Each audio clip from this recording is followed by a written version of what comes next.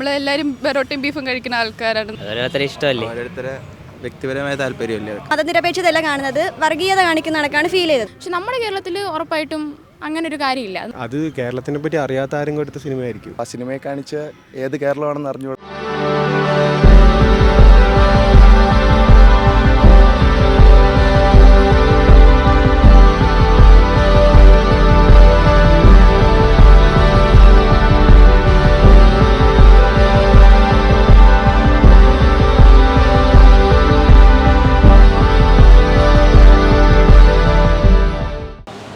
ചൂട് പൊറോട്ടയും നല്ല കിടിലം ബീഫ് റോസ്റ്റും കിട്ടിക്കഴിഞ്ഞാൽ ആരെങ്കിലും വേണ്ടെന്ന് പറയുമോ?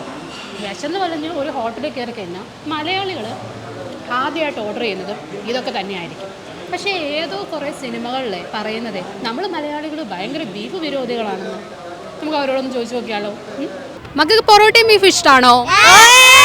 നമ്മുടെ കേരളത്തിൽ ഇങ്ങനെ ഭക്ഷണം എന്ന് പറയുമ്പോൾ എല്ലാവരും പൊറോട്ടയും ബീഫാണ് പ്രിഫർ ചെയ്യുന്നത്.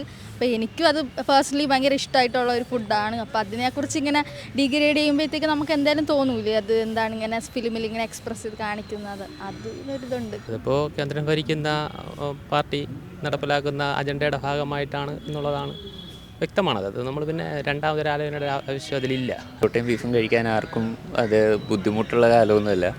പക്ഷെ ഇപ്പോൾ മുന്നോട്ട് പോകുന്ന രീതി വെച്ച് കഴിഞ്ഞാൽ അതൊരു പ്രശ്നമാണ്, അതൊരു ബുദ്ധിമുട്ടുണ്ടാക്കുന്ന കാര്യമാണ്. അത് വലിയ വലിയ കാര്യങ്ങൾ നിർബന്ധിച്ച് കഴിപ്പിക്കണ പോലെയാണെന്ന് കാണിക്കുന്നത് തീർത്തും ഒരു അജണ്ട മുന്നിൽ കണ്ടുകൊണ്ട് ചെയ്യുന്നതായിട്ടേ തോന്നിയിട്ടുള്ളൂ. നമ്മളുടെ ഇപ്പോഴത്തെ മന്ത്രിസഭയിൽ തന്നെ ഈ വീട് അല്ലെങ്കിൽ വയനാട് ദുരന്തം ഉണ്ടായതിന് ശേഷമുണ്ടായ മാറ്റങ്ങൾ അല്ലെങ്കിൽ ടൗൺഷിപ്പുകൾ വരുന്നത് അവിടെയെല്ലാം ചേർത്ത് പിടിക്കൽ പല രീതികളിൽ ഉണ്ടായിട്ടുണ്ട്. എല്ലാം പോട്ടെ, നമ്മളുടെ നാട്ടിലൊരു മരണം ഉണ്ടായാൽ പോലും അതൊരു നല്ല രീതിയിൽ എങ്ങനെ അവർക്ക് യാത്രയപ്പ് കൊടുക്കേണ്ടത് എന്നുള്ള രീതിയിൽ, ഇപ്പോൾ കഴിഞ്ഞ ദിവസമാണെങ്കിൽ പോലും ഒരു ക്രിസ്ത്യൻ ആളുടെ മരിപ്പുണ്ടായിട്ട് അത് പൊതുദർശനത്തിന് വെച്ചതൊരു മുസ്ലിം പള്ളിയിലാണ്. പ്രകാരം നല്ല രീതിയിലുള്ള കാര്യങ്ങളെല്ലാം ഇവിടെ നടക്കുന്നുണ്ട്. പക്ഷേ അതല്ല, ഇവിടെ മറ്റു ചില കാര്യങ്ങളൊക്കെയാണ് എന്ന് കാണിക്കാൻ വേണ്ടിയിട്ട് മാത്രം ഒരു അജണ്ട ഉണ്ട് അവർക്ക്. ആ അജണ്ട കാണിക്കാനായിട്ട് അങ്ങ് നോർത്തിൽ നിന്നൊക്കെ ആൾക്കാർ വന്നൊരു സിനിമ എടുക്കുന്നു, ആ സിനിമയിലേക്ക് കേരളം എങ്ങനെയാണെന്ന് കുത്തിനിറച്ച് കാണിച്ചുകൊണ്ടിരിക്കുന്നു. ആ ബീഫ് എന്ന് പറയുന്ന ഒരു മൂവിയുടെ നെയിം ഉള്ളതിൻ്റെ പേരിൽ മാറ്റുന്നതും ആ ഒരു മൂവിയിൽ കേരള സ്റ്റോറിക്ക് ഉള്ളിൽ ഇങ്ങനെ ഒരു രംഗം കാണിക്കുമ്പോഴത്തേക്ക് അത് കട്ട് ചെയ്യാനോ ഒന്നും കാണിക്കുന്നില്ല. അത് രണ്ട് രീതിയിലുള്ള ഒരു ഇരട്ടത്താപ്പ്. കേരളത്തിലിപ്പം വന്നിട്ടുള്ള ഒരാൾക്ക് എന്തായാലും ഇവിടുത്തെ സ്ഥിതി എന്താണെന്നറിയാം. ഇവിടെ ആരും ആരുടെയും ഒപ്പീനിയൻസിനെ എതിർക്കാറുണ്ട്. പക്ഷേ അവരൊന്നും ഇപ്പം എനിക്ക് പേഴ്സണലി ഒരാളുടെ ബിലീഫ് എനിക്ക് ഇഷ്ടമല്ലെങ്കിൽ പോലും ഞാൻ അതിൽ നിന്ന് ഞാൻ പിന്തിരിപ്പിക്കാൻ ഒരു വിലക്ക് പോലെ ഒരിക്കലും ഇവിടെ ആരും കൊടുക്കാറില്ല. ഇപ്പോൾ എനിക്ക് ബീഫ് ഇഷ്ടമാണ്, പക്ഷേ വേറെ ആൾക്ക് ബീഫ് ഇഷ്ടമല്ല എന്ന് വെച്ച് എനിക്കത് അവരെ കഴിപ്പിക്കണേയും തടയാനോ അതൊന്നും ഇവിടെ അങ്ങനെ ആരും ചെയ്യാറില്ല. നമ്മുടെ നാട്ടിൽ ഇപ്പം വെജിറ്റേറിയൻസ് ഉണ്ട്, നോൺ വെജ് ഉണ്ട്, അതുപോലെ തന്നെ നോൺ വെജ് ആയിട്ട് പോലും ബീഫ് കഴിക്കാത്ത ആൾക്കാരുണ്ട്.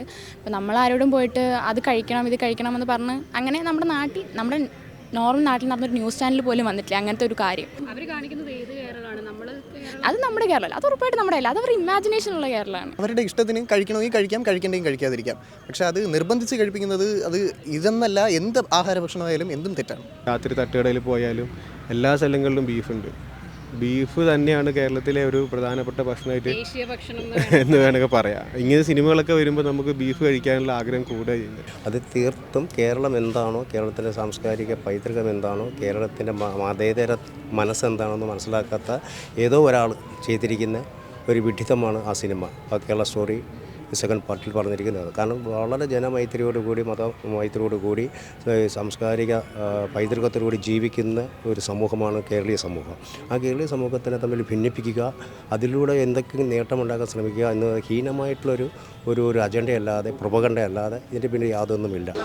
ഇപ്പോൾ പൊതുവേ ബീഫ് മുമ്പത്തേക്കാളും ബിസിനസ് കൂടി വരികയാണ്. ഏതോ ഒരു സിനിമയുടെ ട്രെയിലർ കണ്ടിട്ടാണെന്ന് തോന്നുന്നു, പക്ഷേ അങ്ങനെയല്ല. പലരും വന്ന് കൂടുതൽ ബീഫ് കഴിക്കുന്നുണ്ട്. ഇപ്പോൾ ബീഫിൻ്റെ ബിസിനസ് മുമ്പത്തേക്കാളും കൂടിക്കൊണ്ടിരിക്കുകയാണ്.